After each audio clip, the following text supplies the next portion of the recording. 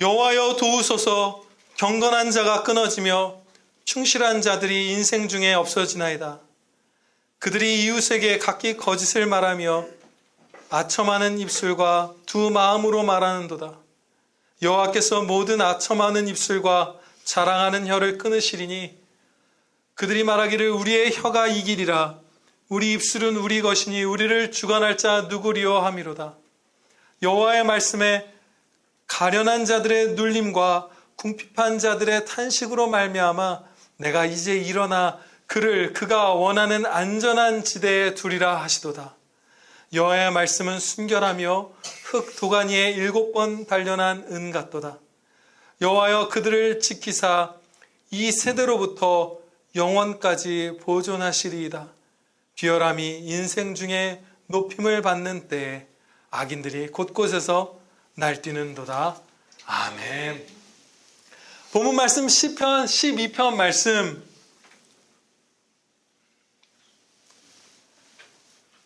경건한 자녀를 그가 원하는 안전한 지대에 두시리로다 는 제목으로 선포하도록 하겠습니다. 본문 말씀은 사울 왕이 통치하던 시대에 이스라엘이 점점 더 불경건하게 쓰러져 가던 그런 상황에서 쓰여진 시편이 아닐까 추정하는 그런 시편이에요. 경건한 자들이 죽기도 하고 아이들이 경건한 성인으로 자라나는 경우가 희박해져 가고 아예 없진 않아요. 항상 하나님께서는 보존시켜 주십니다.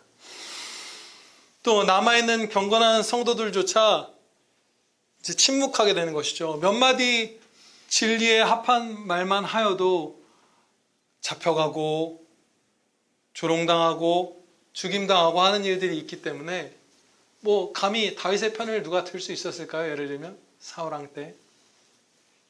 그럼 침묵한 것이죠. 마치 이스라엘에 없어진 것처럼 이 교회에 없어진 것 같은 그런 시기인 거예요. 아모스 5장 13절 말씀과 같습니다. 이런 때에 지혜자가 잠잠하나니 이는 악한 때임이니라. 요즘도 마찬가지죠. 바른 말을 한 무슨 정치인, 교사 뭐 이런 분들 막 일을 잃고 막 이러잖아요. 그리하여서 이런 여러 가지 상황 속에서 나라와 교회, 국가교회죠. 이스라엘은 거기에 경건한 자를 찾아보기가 너무 힘들어진 그런 상황. 그러면서 악인은 늘어가는 이런 상황에 대한 시편 말씀입니다. 2절 말씀을 보면 그들이 이웃에게 각기 거짓을 말하며 라고 합니다. 근데 여기서 그들이라고 번역된 말씀은 그냥 사람들이 이런 식으로 번역하는 것이 조금 더 오해의 소지가 적을지도 몰라요. 왜냐하면 그들이라고 하면 마치 1절에 나온 이 경건한 자들이 다 배도의 길로 가서 거짓을 말하면서 사라진 것처럼 읽혀질 수도 있어요. 그들이라는 2절 첫머리에 나오는 단어가 1절에 나온 경건한 자들을 가리키는 것처럼 해석될 수도 있죠. 그런데 이 1절의 경건한 자들이 다 거짓되게 말하는 자로 변해버렸다는 말씀이 아니에요.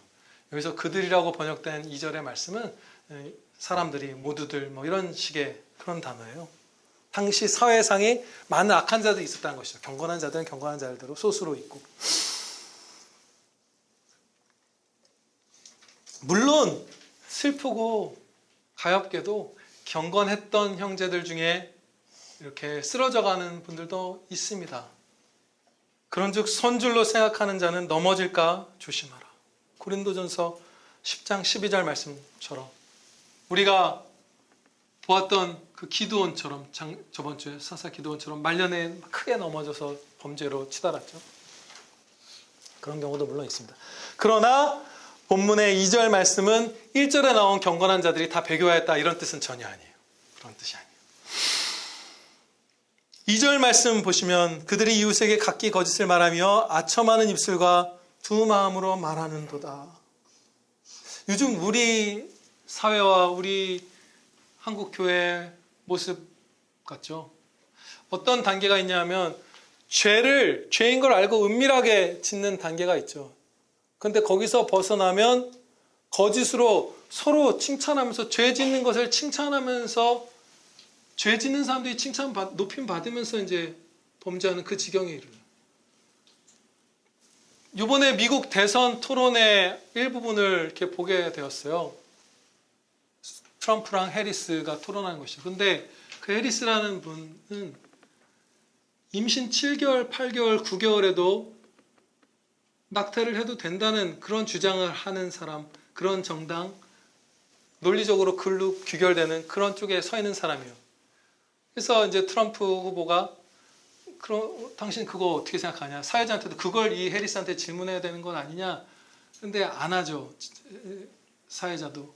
그런데 그 해리스라는 사람이 그 낙태가 너무 좋은 거라고 얘기하면서 마치 자신이야말로 그 여성들과 사람들을 사랑하는 좋은 사람인 것처럼 막 긍휼한 표정으로 그 낙태를 허용해야 된다고 선포한 걸 봐요. 그럼 칭송받죠. 그 다음에 그 유명한 헐리우드 여배우가 만삭의 몸으로 나와서 이 아이를 내가 원하면 낙태할 수도 있다 막 이럴 때 칭송받고 그랬잖아요. 그 단계에 우리가 이르는 것이에요. 무슨 어떤 이상한 범죄들 진짜 많죠, 우리나라에. 근데 오히려 칭찬받는, 숨어서 범죄하는 단계가 아니라 이제 서로 아첨하면서 거짓을 말하면서 잘하고 있다 하는 그 단계. 이것이 우리 한국 사회, 한국 교회에 많이 보여지는 모습이죠. 비슷한 상황에 들어가 있는 거예요, 우리가. 그런데 이 이전의 모습은 구원에서 가장 멀어지는 모습입니다. 신앙을 가장 파괴하는 모습이에요. 이에 관해서 예수님께서 친히 말씀해 주셨습니다. 너희가 서로 영광을 취하고 유일하신 하나님께로부터 오는 영광은 구하지 아니하니 어찌 나를 믿을 수 있느냐. 서로 영광을 취하는 거잖아요. 아첨한다는 것은 무엇이죠? 나도 저 사람 당신 대단합니다 하고 저 사람도 대단합니다 하면서 서로에게서, 사람에게서 영광을 취하는 거잖아요. 그때는 너희는 나를 못 믿는다라고 하는 거예요. 제일 불신앙으로 깊게 치닫게 되는 범죄가 사람이 사람끼리 칭찬하면서 서로를 높이는 그 상황이에요. 근데 너무나 높이죠. 뭐 잘못한 사람들한테도 괜찮아, 네 잘못이 아니라 사회의 잘못이고 너는 잘하는 것뿐이고 계속 그런 식으로 가잖아요. 네가 원하는 걸 하고 아무도 너에게 터치할 수 없고 괜찮다고. 그게 가장 신앙에서 멀어진 거예요. 신앙을 파괴하는 이제 최전선에 우리가 접어들게 된 거예요. 우리 한국 사회가.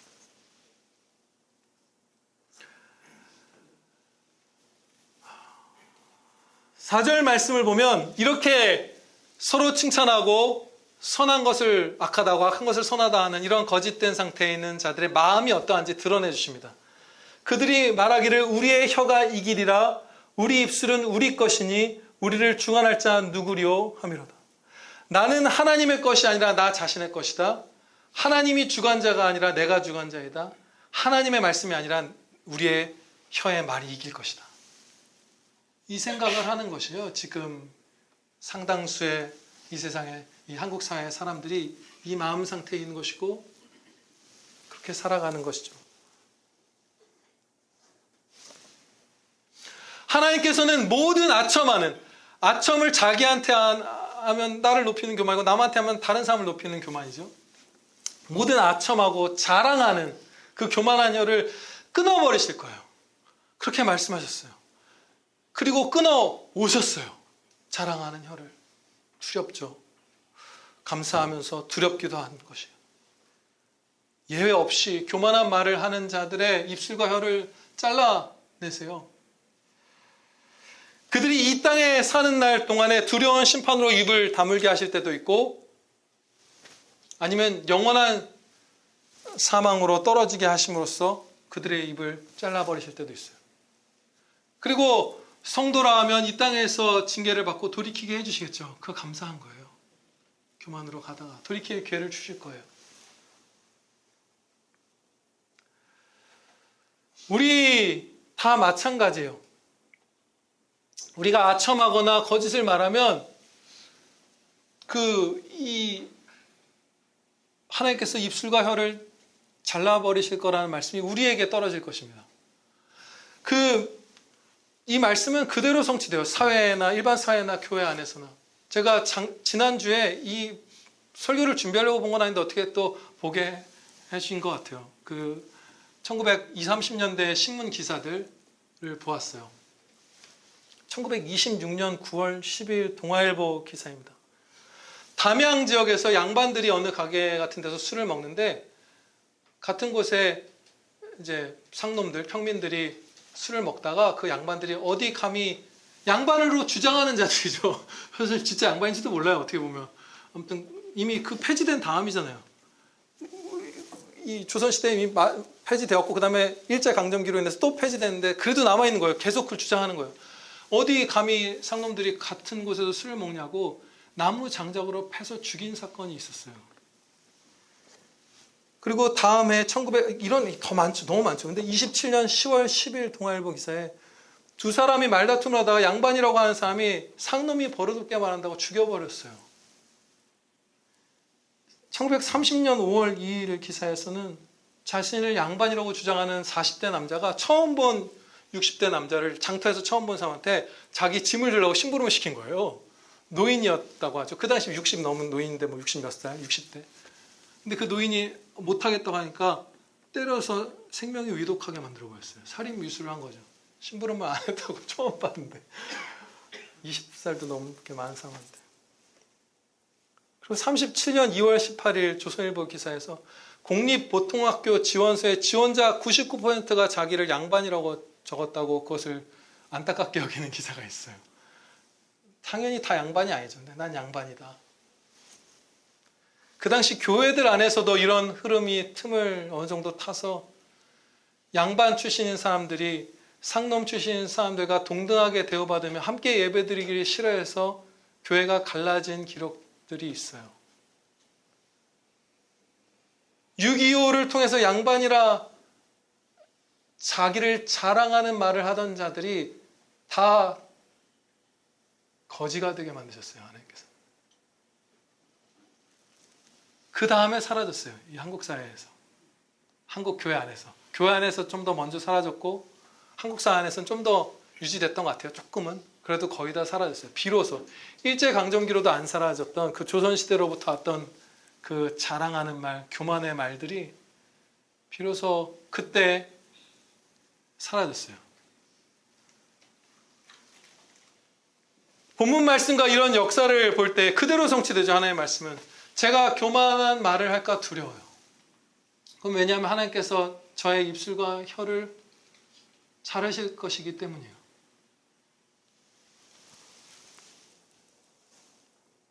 어느 순간 참아주시다가 아이들을 키우면서도 우리 두 아이들이 교만하게 말할 때 아빠가 어떻게 하지? 오, 교만한 것 같아. 잘난 척 이렇게 하면서 밝게 겸손적으로 돌이키려고 빨리 얘기해요. 그건 다른 때보다 더 빨리 돌이켜요. 근데 이제 이 본문 말씀을 오늘 주목하면서 더 그런 겸손으로의 달리기를 급격하게 하겠죠. 우리가 정말 우리는 교만하고 자랑하고 자기를 이런 삶을 살지 않도록 주의해야 돼요. 진짜 두려운 일이에요. 그러면 우리의 적극적인 실천을 살펴보겠습니다. 교만한 말을 하지 않는 이런 소극적 실천이 있고, 우리는 사람끼리 서로 아첨하면서 하나님의 자리에 서로를 높이는 게 아니라 모든 영광을 하나님께 돌려야 합니다. 좋은 것은 다 하나님이 주시고 우리는 그 기회를 갖고 죄 짓는 것만이 우리가 만들어낸 거예요. 나머지는 다 은혜예요. 모든 빛나는 것은. 하나님께 영광 돌려야 하고, 또 거짓으로 죄악된 삶을 사는 걸 칭찬하고 웃는 게 아니에요. 뭐 그냥 칭찬하잖아요. 우리 막대로는 그것에서 벗어나서 죄는 죄라고, 잘못하고 있다고, 돌이켜야 한다고, 정직하고 겸손하게 권면해야 합니다. 그리고 하나님의 말씀에 합한 일들을 하는 그 사람을 진짜 사랑으로 격려하고 존경하고 돕고 동참하고 이렇게 해야 되는 것이에요. 이게 너무 당연한 말 같지만 희박한 말이에요. 희박한 일이에요. 그렇죠? 당연히 이렇게 해야 될 것 같은데 쉽지 않아요. 그렇죠? 그런데 이것이 사랑입니다. 만약에 우리의 사랑하는 이웃, 사랑하는 교회 안의 형제들이 교만한 대로 가는 것을 내버려 두면 그가 그 자랑하는 입술과 혀가 잘리는 것을 우리는 보게 될 거예요. 그래서 막아야 돼요. 그렇죠? 맞아요. 5절 말씀 보시겠습니다. 하나님께서 그의 자녀들, 특히 경건한 자녀들을 크게 도와주실 것이에요. 이 하반부에 5절 하반부에 그가 원하는 안전한 지대에 두리라 하시도다. 이 말씀을 제가 어떻게 보면 과감하게 경건한 자에게 적용시켰어요. 그렇죠? 모든 성도를 원하는 안전한 지대에 두리라 이렇게 제목을 삼지 않았어요. 설교 제목을. 글쎄요. 궁극적으로는 저 천국으로 모든 성도를 데려가심으로써 모든 성도를 진짜 그 새 생명이 소원하는 안전한 곳에 두실 거예요. 그런데 이 땅 가운데 살아가는 날 동안 이렇게 특별한 돌보심으로 환난에서 건지시는 일들이 모든 성도에게 동등하게 주어지지 않습니다. 경건한 자녀들에게 풍성이 주어져요. 롯의 아내는 뒤를 돌아보다가 소금 기둥이 되었죠. 죽어버렸어요. 그렇죠? 롯의 아내도 성도예요. 롯도 성도예요. 뒤돌아보지 않고 달려간 롯은 살았고 롯의 아내는 같은 기회를 받았지만 안전한 지대에 이르지 못했어요. 모든 성도가 원하는 안전한 지대에 이르게 되는 것은 아니에요. 천국이에요. 천국에서 우리 다 만나요. 거기 그거는 가요. 그러나 이 세상에서 사는 날 동안 같지 않아요. 보호받음이 같지 않아요. 그래서 경건한 자들을 그가 원하는 안전한 지대에 두시리라고 제목을 했던 거예요. 우리가 이것에 경건한 자가 되기를 사모하기 위해서. 경건한 성도가 원하는 안전한 지대란 어디일까요? 하나님의 말씀 가운데 서는 거예요. 경건한 자녀는 그가 하나님의 말씀을 바르게 들을 수 있는 교회로 부름받을 거예요. 그냥 재산이 안전하게 보호되는 이런 거 아니에요. 경건한 자들이 원하는 것. 다 이뤄도 좋으니 내가 하나님의 말씀을 바르게 들을 수 있는 루터 목사님 같은 분 밑에서 신앙생활하고 싶다. 그렇죠? 또 신앙의 자유가 있는 나라에 서기를 원해요. 이전의 삶의 터전, 재산 다 잃어도 좋으니 네덜란드로 가서 거기선 개신교도들을 사랑으로 받아준다더라. 가는 거예요. 그리고 그 어느 곳보다 천국에 서기를 소원합니다. 그래서 우리의 경건했던 선배님들 가운데 큰 환난 전에 그냥 천국으로 데려간 분들이 많아요.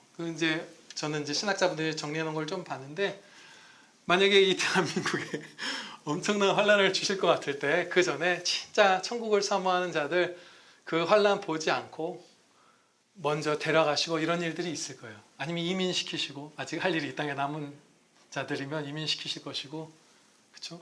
아니면 말씀 가운데 굳게 서서 진짜 좋은 목사, 좋은 동료들 만나서 말씀 바르게 들으면서 순교의 자리까지 전진하게 하실 거예요. 원하는 자리에 안전하게 하나님께서 반드시 옮겨주세요. 그게 경건한 자들이 받는 은혜예요. 6절 말씀을 보면 여호와의 말씀은 순결하며 흑도가니에 7번 단련한 은 같도다. 1.1획 한 글자까지 아무런 오류 없이 진리라는 거예요. 완전하게 성취되는 하나님의 진리. 네.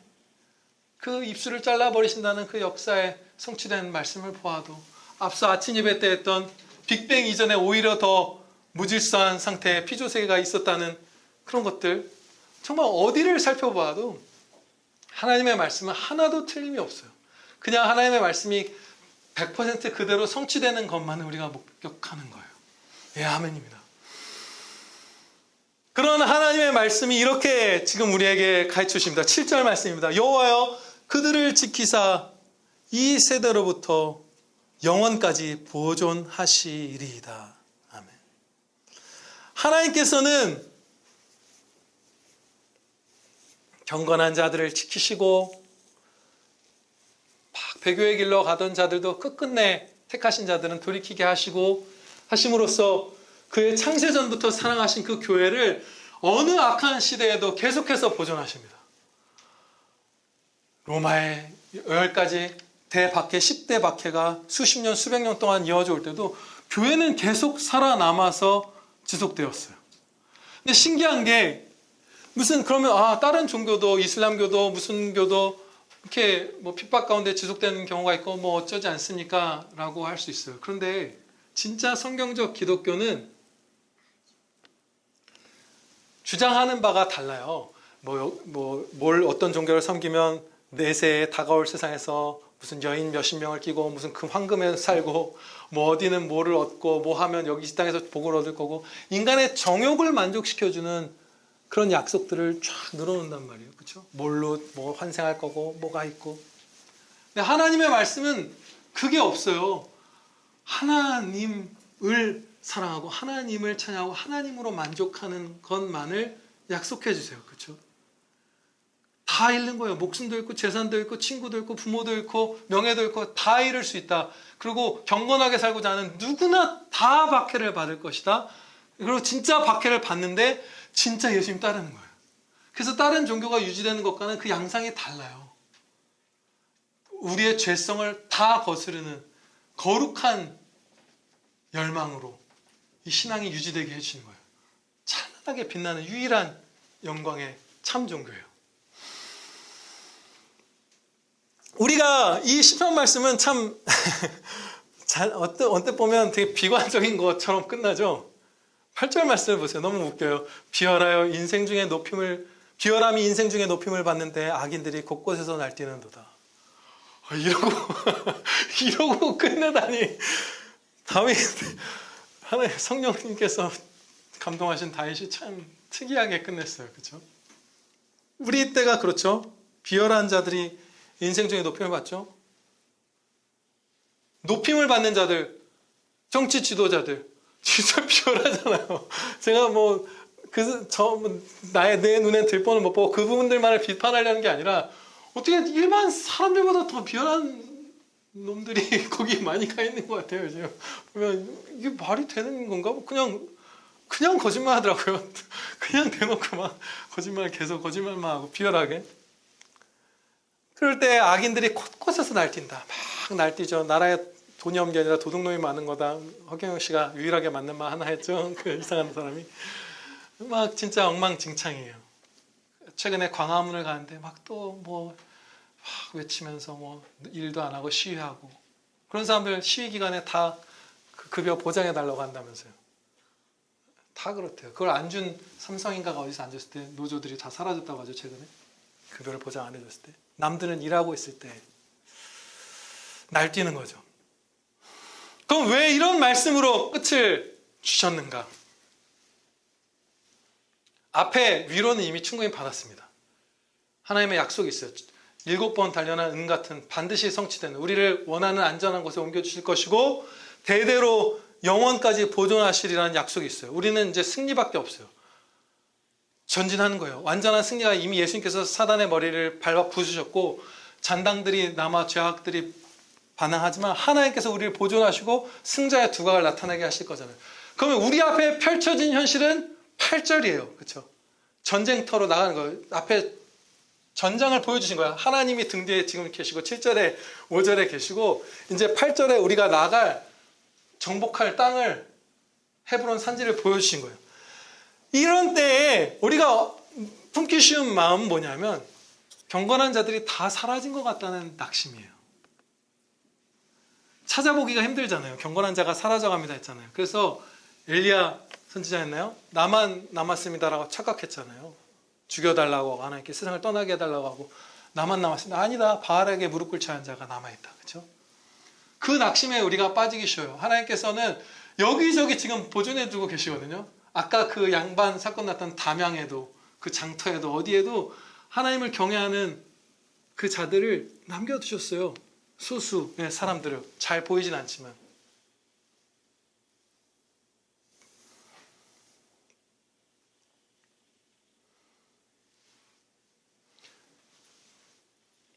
제가 한 가지 생각나는 사건이 있는데 이제 미국에서 이제 지난 대통령 바이든, 오바마 이럴 때 국회가 시작되고 이제 이럴 때 기도를 하는 게 전통인데 그 기도를 검열하기 시작했어요. 그래서 기도문을 미리 보내라고 하고 예수 그리스도의 이름으로 기도드리옵나이다 아멘이라고 못하게 했어요. 그래서 뭐 브라만과 모아 여러 모든 신대의 이름으로 기도합니다 아멘, 그리고 아우먼 이렇게 끝냈죠. 아멘이 남자의 맨이 아닌데 그걸 남자의 맨이라고 해서 아우먼, 그걸 실제로 한 영상이 있어요. 목사들이 그렇게 기도하는 것. 그리고 여러 신들의 이름으로 기도합니다 목사가 나와서 국가 전 국민이 방영되는 거기서. 그런데 한국인 그분의 신학이 어떤지는 잘 몰라요. 근데 류웅열 목사님이라는 분이 하원인가에서 기도를 부탁받는 거예요. 미국에서 시작하는 분이. 근데 많은 목사님들이 타협하고 기도문 점검받고 예수님의 이름으로 기도를 드리지 않는데 그분이 다 씹고 소리도 안 보내고 가서 예수 그리스도의 이름으로 기도드리옵나이다 아멘 했을 때 거기 있던 그 의원들이 막 그 박수를 치면서 기뻐했어요. 아멘 하면서. 그리고 거기서 하나님께서는 참 아직 그 나라에, 또 한국교회도 비슷해요. 자비를 베푸시잖아요. 아니 우리 끝이 아니거든요. 아직은 여기가 정말 우리 다 이민 보내실 때가 아니잖아요. 그 사람이 상원에서 또 부름을 받았어요. 그 목사님이. 근데 한 그 정치 지도자가 와서 그분한테 그러대요. 목사님 마음껏 기도하세요. 그리고 그분이 기도했어요. 우리 앞에 비열한 자들, 악한 자들이 높임받고 쥐고 흔들고 짓밟고 날뛰는 날들이 펼쳐져 있는데 우리가 전진하는 거예요. 그 류웅열 목사님 같은 분들, 어떤 경건한 분들 여기저기 남아있어요. 이 낙심하는 경건한 성도들에게 존 키블이라는 예전 성공의 목사님인 걸 기억해요. 한 100여 년 전에. 그분이 이런 글을 남겼어요. 불평하는 자여, 너의 생명을 미워하지 말라. 네가 광야에서 홀로 있다고 생각하지도 말라. 이는 구원의 날이 가까이 온 까닭이라. 타락한 이스라엘을 애통하며 바라보는 눈이 있나니 그들은 너처럼 날마다 눈물로 기도하는 자들이라. 네가 그들을 모르지만 그들을 지으신 창조주는 아신다. 가라, 세상으로 돌아가라. 너의 식물을 물가에 던지기를 두려워하지 말라. 마침내 많은 날들이 지나고 기쁨으로 그것을 거둘 때가 오리라. 아멘. 저와 여러분 모두 물가에 던진다는 거 무슨 말씀인지 기억하시나요? 예, 물가에 던지듯이 여러분의 재능, 돈, 사랑, 시간, 생명을 다 사랑으로 나누고 쏟으라는 거예요. 하나님의 영광에서. 그럼 하나님께서 그것을 풍성하게 거두시게 해주실 것입니다. 기도드리시겠습니다. 아버지 하나님, 저희 눈에는 마치 경건한 자들이 다 사라진 것 같을 때에도 하나님께서 이 한국, 이 한반도, 한국교회 곳곳에 하나님을 경외하고 하나님을 졸졸졸 사랑하며 따라다니는 아름다운 우리의 형제 자매님들을 많이 남겨두신 것을 저희가 믿사옵나이다.